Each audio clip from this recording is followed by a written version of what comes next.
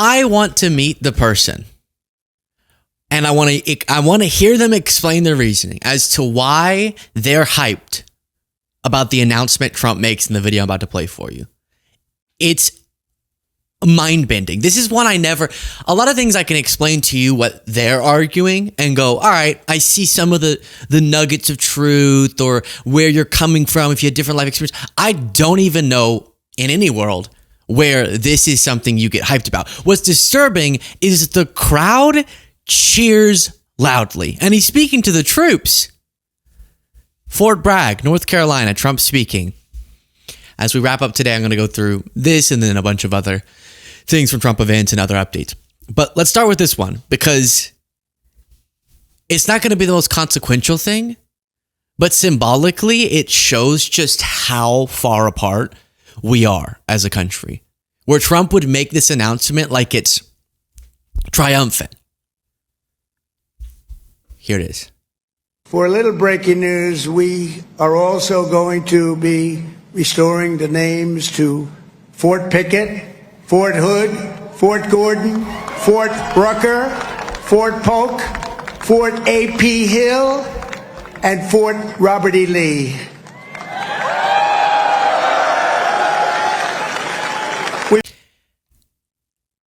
Dear troops in the crowd, thank you genuinely for what you do and your service. P.S.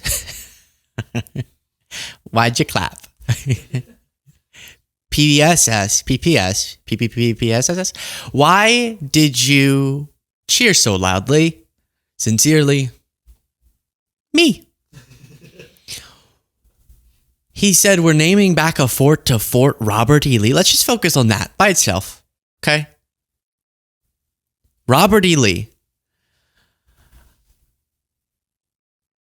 There are people, real people, apparently some people in that crowd, who think to themselves, I miss the America when we could honor Robert E. Lee, when our military would honor. Oh, Luke, who's Robert E. Lee? Robert E. Lee was the general who led the Confederacy. Now, a couple thoughts. That's insane. Number one. Thought two. So they're arguing something, surely. That it's not about honoring him, it's about honoring our history. Well, let's teach about him, but naming things after people, especially going back and changing a name back to something, that is honorary. That's just what that is. If I said our office is officially Hitler's workplace, and you said, well, that's weird. And I said, no, I just never want to forget what Hitler did. You would be confused, right? So in this case, Robert E. Lee fighting on behalf of the traitorous rebellion that was so adamant about keeping slavery that they fought against their own country people. And the response will be, no, it's states' rights. States' rights to do what? Slavery. So they're going to say, oh, you want to rewrite history by not naming schools and forts after Robert E. Lee? No. You're the one rewriting history by honoring figures like that. And I'm really scared and my brain is just bended at how there's a chunk of the country who's going, yes, finally. Everything went to hell when we started saying Robert E. Lee was bad. It's terrifying. It's like we've been out in public and there's a Confederate flag at the beach or something. And you say, hi, what's that all about? About honoring our Southern heritage. But that part of it, like Southern hospitality is nice. I like it. Here, people are pretty nice. Sometimes, often. Okay? Where I live. I grew up here. But there's a part that I'm not super hyped about. Slavery is one of those parts that I'm just, it's not great. Oh, and then another part, hey, MAGA, you know what Robert E. Lee did? He lost. So you're not just honoring a Confederate, you're honoring a loser. They want us to forget our history. No, we just think that we should learn parts of it without honoring people. Wow. This contextualizes better this bizarre clip of Trump. Theirs was much worse. It's where the Army weathered its brutal winter at Valley Forge, where General George Washington led his men on a daring mission across the Delaware, and where our Union was saved by the immortal heroes at Gettysburg. Gettysburg, what an unbelievable battle that was. The Battle of Gettysburg, what an unbelievable, I mean, it was so much and so interesting and so vicious and horrible and so beautiful in so many different ways. It represented such a big portion of the success of this country. Gettysburg, wow. I go to Gettysburg. You know what it is? Really what Trump's... I don't think that was the clip, actually. Did he say... At one point, he brings up Robert Lee. No, that wasn't that clip. But in a different one, during that same rant, he goes, Robert E. Lee, no longer in favor. Have you noticed that? But here's what I'm contemplating, okay? Cancel culture. That's what really Trump's going after, okay? So let me make the argument.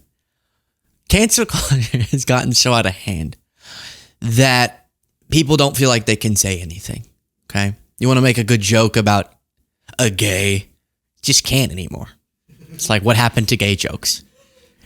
We have to keep our country gay.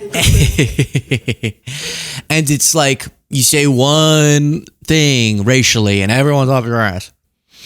A teacher makes one mistake and now they're fired, right? So we go, okay. Yeah, I get that. Yeah, okay, maybe cancel culture went a little much. We went got a little crazy. Court of public opinion about everything. All right. And it's just, we started canceling everybody. A random professor who slipped up. And you say, yeah, okay, that's not, maybe they shouldn't lose their whole job for that. Somebody who said something inappropriate 20 years ago. You know, why do we cancel them? Yeah. Oh, okay. Yeah. Why do we cancel? All right, sure. No, I got you. No, maybe we're not so divided. And Robert E. Lee, obviously, we canceled him. That was crazy. That's where these conversations go. You're like, okay, all right, yeah. No. Cancel culture. It's going a little crazy. All right. So, like, who are we thinking of in particular? And they start listing people, and then they get to Robert E. Lee. Wait, what? No, cancel that bitch, please. It's insane. It's insane. So in other news, Trump had this press conference. We talked about part of it, and I have a few other clips and other things to talk about. Here, he says something pretty chilling about his big military parade that's the Army's birthday, but it's also his birthday, so he's making it very hype for that. Celebrating big on Saturday. We're going to have a lot of, and if there's any protester wants to come out, they will be met with very big force. By the way, for those people that want to protest, they're going to be met with very big force. And I haven't even heard about a protest, but, you know, this is people that hate our country, but they will be met with very heavy force. So he doesn't even specify there peaceful or not peaceful. He just says if there's protests, you're going to be met with heavy force. Kind of chilling as they're preparing for this, what is really a big birthday party for Trump. I can't get my brain off of it. Robert E. Lee?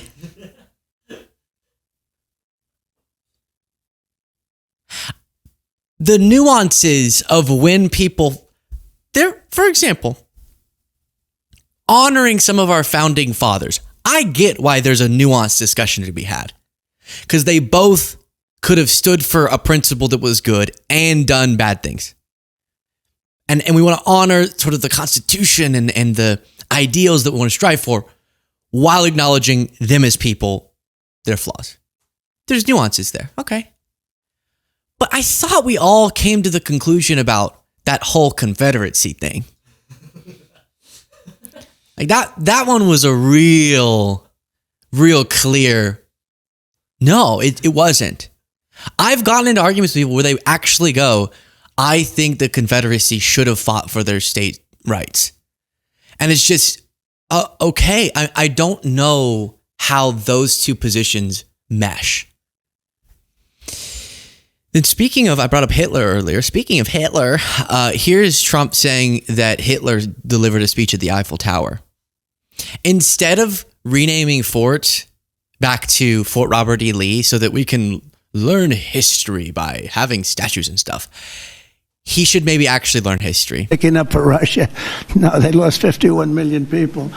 And, we can't forget that. But France was celebrating. And as you know, Hitler made a speech at the Eiffel Tower. But when I spoke to President Macron, he said, we are celebrating the great victory of World War II. And I think that's great. Yeah, so Hitler never delivered a speech at the Eiffel Tower. But here's the thing. Am I going to have to rethink this? Because maybe if there were more Fort Hitlers, Fort Adolf Hitlers, maybe if there were more Hitler statues and swastika flags, then we would remember more details about maybe using their logic. Maybe that's where it went all wrong. We expected Trump to read books, but if we had big Hitler University, Hitler Elementary School, maybe then we would understand, he would not be misled about history there. Ugh. I'm not cognitively. So right now Trump's clashing a lot with Newsome. And Newsome, with all of his problems, is handling it very effectively.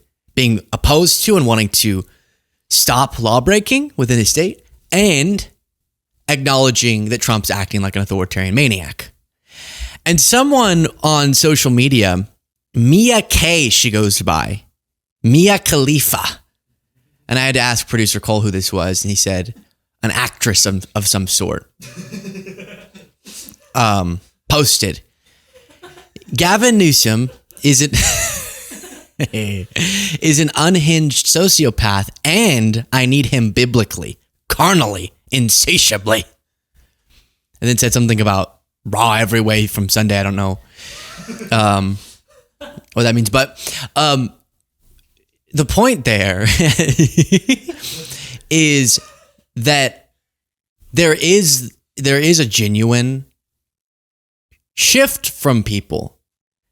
And Trump could backfire for him, where by going so unhinged in his reaction to these things and to Newsome and threatening to arrest him, he's actually propping up Newsome a lot. And Newsome's not the best candidate we could have in 2028, but he is looking a heck of a lot better now in his clash with Trump, such that even renowned screenplay figures like Mia K are commenting on their admiration of Newsome. This is Doug Bergam. Speaking of hot, this is Doug Bergam. And Doug Bergam is the he is the Secretary of the Interior. And I just thought this would make you happy. So keep him in your brain. Someone sent out a really funny post saying, Trump cabinet right now. Okay, you have Tom Homan going, I need to arrest Gavin Newsome now. You have Steve Miller sobbing, my wife left me for Elon, an immigrant. Okay, and then Doug Bergam, meanwhile, the Department of the Interior is just posting me hustling into work this morning. This is peak velocity. And it's just a turtle walking very slowly. Like something about that. Hegseth posting, we're going to send in the Marines to put down these protests. Trump, I'm going to arrest Newsome. Homan, hit it. Look, it's very Smith. I've noticed in the media. And then the Department of the Interior, me hustling into work this morning. And it's just a cute turtle. That's what Doug Bergam's up to. It tickled me. And then I keep coming back to these posts from people that go, I want to live in an America like this. And it'll either be a split screen of a cute small town and it says, I'd rather this than this. And then the this is a car on fire. Or Charlie Kirk posted, I wonder why America's small towns are so placid, lovely, and orderly. It's a total mystery. Everybody knows me. And I gotta mute that because of copyright. But you have someone saying, spending a Saturday in my small town, and she takes video of a parade and horses and American flags, and she's in green grass and she's just living her best life, and there's a tractor and there's a guy on a tractor and there's merch and she's taking selfies and there's food and there's vegetables, and what this is supposed to articulate is, see, if it weren't for them migrants, if it weren't for the liberal democratic policies, then we could have that. You could have a parade every day. You could have a tractor. You could have vegetables. To which a libertarian named Justin, who is in Congress, said, this is Rockford, Michigan, which is a suburb of Grand Rapids and part of the congressional district I represented. Rockford voted for Biden over Trump in 2020 and Harris over Trump in 2024. I didn't vote for any of those candidates, just reporting the facts. So you have a blue area. They're taking videos of, if we didn't have Democrats, this is what we could enjoy. And then it's just a blue area.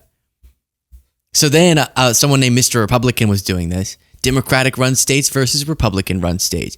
And it was smoke and the Mexican flag with that guy on the motorcycle. And then a concert, I guess a Christian concert. Notably, concerts don't happen in liberal areas. And so someone said, I can play this game too. Democratic run states versus Republican run states. And it was a pretty shot of Hollywood versus some red state where everything looks run down. It's the dumbest social media trend I've ever seen. And you don't want to get into a red state, blue state comparison when you actually look at data instead of provocative images. Trust me. Now, speaking of provocative images, one of these cars burning guy with the Mexican flag standing on top of a Waymo photos was responded to by John Federman, the Democratic senator. And he said, I unapologetically stand for free speech, peaceful demonstrations, and immigration, but this is not that. This is anarchy and true chaos. My party loses the moral high ground when we refuse to condemn setting cars on fire, destroying buildings, and assaulting law enforcement. Hey, John, who is not condemning that? I'm really curious. Every other tweet from Newsome is stay peaceful. It's disgraceful if you're weaponizing this moment to loot or destroy property. I personally, this specific guy on that specific Waymo, I was super critical of and was annoyed with, okay? That's bad and he should be able to get accountable and all of the things. Why is John Fetterman playing into that right-wing idea that there's rooting on of this by elected Democrats? Now, are some randos online rooting it on? Maybe. Freaks. But are Democrats in office? No. So stop with that. The issue is just about how Trump's handling it. That's not, otherwise, bipartisanly, anyone is opposed to blowing up poor Waymos or running into stores and grabbing stuff. That's bad and it should be stopped. So Newsom's saying, I'm trying to stop it effectively, but Trump's making it worse. Okay, you can agree, disagree, agree. But that's what the debate is. Come on, John. Be better, John. In bad news, as we go through some miscellaneous items, trust me, it gets worse. U.S. Health and Human Services Secretary Robert F. Kennedy Jr. on Monday dismissed an expert panel of vaccine advisors that has historically guided the federal government's vaccine requirements, saying the government or the group is plagued with conflicts of interest. The entirety of the 17-member advisory committee on immunization practices, which advises the U.S. Centers for Disease Control and Prevention on the vaccine schedule and required coverage of immunizations, will be retired and replaced with new members. After going into these hearings and saying, no, I'm not going to throw things out of whack. I'm not going to change vaccine policy. He's now eliminating the very group that leads the charge in vaccine recommendations. In response, Bill Cassidy did not want to answer questions about this because he was the decisive vote on Robert F. Kennedy Jr. and had his reservations about vaccines. Take a look at how he handles this. It is a good bill. It is waste, fraud, and abuse, the personification of. So I'm hoping. Do you regret your vote on RFK Jr.? You know, Manu, you can refer to our tweet on that. I'm asking the question. And I know you have some different questions, but you're trying to get us something similar. And this is not going to come in that. Thank you, guys. About whether you still stand by that vote? Oh my goodness. Ron Filipkowski said, very courageous. Senator Bill Cassidy betrayed his oath as a physician and put the health of the nation in jeopardy because he was afraid of a primary. That will be his legacy. He said he sent out a tweet. I guess this was his tweet. Of course, now the fear is that the ACIP will be filled with people who know nothing about vaccines except suspicion. I've just spoken with Secretary Kennedy, and I'll continue to talk with him to ensure this is not the case. Yeah, it's looking bleak. Looking very bleak on that front. All right, back to this Trump presser. Another thing looking bleak is the state of FEMA, and that's particularly important as we're heading into a season where lots of natural disasters will necessitate FEMA responses, and Trump is gutting it with very incoherent justification. But the FEMA thing has not been a very successful experiment. Very, very expensive, and it doesn't get the job done. You saw what happened in North Carolina under the past administration. And when we got in, we did a great job for North Carolina, brought it back, but it was a disaster, FEMA. And it has not worked out well. It's extremely expensive. And again, when you have a tornado or a hurricane or you have a problem of any kind, in a state, that's what you have governors for. They're supposed to fix those problems. And it's much more local, and they'll develop a system, and I think it'll be a great system. Yeah, so actually there's a couple parts of that to pull apart. The first is he's saying we did a great job with North Carolina, to which Jared Moskowitz says that great job was through FEMA. But then number two, he hasn't been following through on his promise to North Carolina because of his own decisions. Not because of FEMA's incompetence or whatever. Congresswoman Deborah Ross said, withholding funds from communities that are rebuilding isn't what I'd call a great job. Trump should live up to his promise to provide whatever support Western NC needs, and that starts with supporting FEMA. And if you look at the responses we've seen, state governments just won't be able to handle them. They just, way more than the entire budget of Louisiana was spent by the federal government in helping them recover from Katrina. So when these huge disasters come in, you need FEMA and you need the federal government support, but Trump wants to cut that off and just, I don't know, states can figure out themselves. But then what he likes about that is if it's a little bit more reliant on, they have to figure it out, but I can make individual decisions to sort of increase support to you, then the weaponization of that, as he's threatened, will manifest. A couple other random things. Right-wingers, I get that y'all share opinions. I say things sometimes that sound like other liberals. I get it.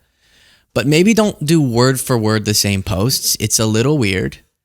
In response to the LA stuff, Charlie Kirk and Jack Posobiec literally did word for word the same post. It's time to ban third world immigration, legal or illegal. We've reached our limit, and we have a huge cultural, educational, housing, financial, and essential services problem to fix now. Because of it, we need a net zero immigration moratorium with a ban on all third worlders. Do you know what Jack Posobiec posted? It's time to ban third world immigration, legal or illegal. We've reached our limit, and you get the point. And then Matt Walsh said, okay, guys, that's crazy. Let me think of something better. Ban on all third world immigration, legal or illegal. There should be a moratorium on all immigration from the third world. We've reached our capacity. We cannot be the world's soup kitchen anymore. So at least he reworded it. That's weird. Jack Posobiec and Charlie, that's different than just we're all on the same bandwagon. We're all calling for banning of whatever. That's literally word for word. Was that sent to you by somebody? If I were conspiratorial. These are the same people who get exposed, not these exact people, but these types of people, the Benny Johnsons, Tim Pools, who get exposed for a bunch of money being funneled to them by Russia. Guys, y'all are not great, but be better at being bad, please. This is embarrassing. Then Tim Burchett, the Republican congressman, got asked by he called him his Democratic tracker. Hey, what's your justification for ripping people's health care away? And Tim Burchett thought that he had something clever. I think 16 million Americans deserve to lose their health care. Do you think 435 members of Congress deserve to see your legs like that every day? Oof. So now we have, we're all gonna die, prove you matter, and why are your legs looking like that? As Republican responses to people's questions about Medicaid. You would think that this would be the easiest layup in history for Democrats. And still, we have a lot of problems with the Democratic Party. recently the DNC chair saying, I don't know if I want to do this anymore. So please, they're literally making fun of reporters' physical appearances, telling everyone they're going to die, and saying, as Dr. Oz did, quote, prove you matter, in response to questions about their healthcare getting ripped away. This is the easiest political messaging moment ever. We don't need $20 million reports about how young men speak. We need just basic competence. Please, please, I beg you. That's where I'll leave it for today.